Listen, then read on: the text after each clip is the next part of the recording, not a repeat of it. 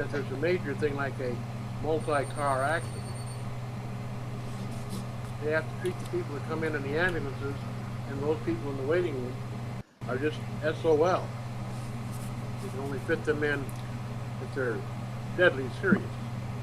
If you'd walk in with a stab wound, they might see you, but if you're a kid with a nosebleed, mom and kid are going to have to sit there forever.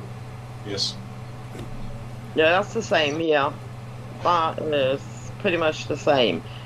And yeah, weekend nights are a bit work. You get your box standard drunks coming in, you know, unconscious.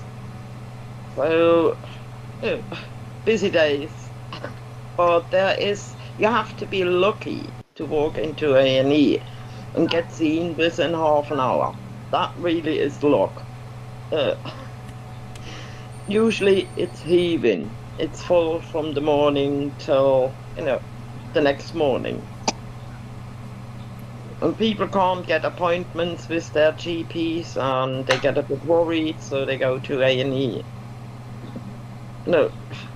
Not thinking that they have to sit there, 8 hours or something when it's really bad. As I say, this 4-hour turnaround time, it's like that. If they breach it, it goes, it's a bad mark. It's against hospital statistics. As I sort of, the admin is pretty well staffed. The rest of the place is not. And so every trick's in the trade. The 4-hour turnaround time, it has to be met one way or the other. Yeah, that's interesting because I wrote something like that recently. It was just a short blurb, but it was basically, how much more of a queue do you need? They're in the fucking ER, for Christ's sake. Something's wrong. It's just, they just, I think the staff, and because of a lot of the insurance battles and who's going to pay, it forces the staff into a weird position to where they have to do kind of the dirty work of triaging financially more than physically. It's that weird, people don't go to the emergency room just because they don't have anything better to do.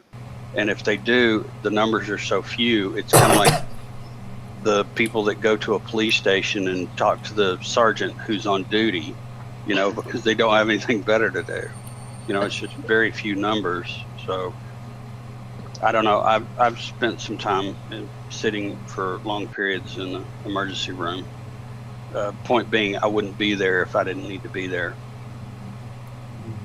I would suspect that it's probably quite a son that works in the ER and the administration part of it. He says that probably 20 to 25% of people go through this local emergency room had no insurance.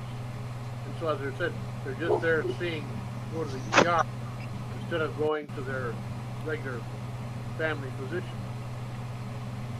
If a kid gets a cold, they go to the ER.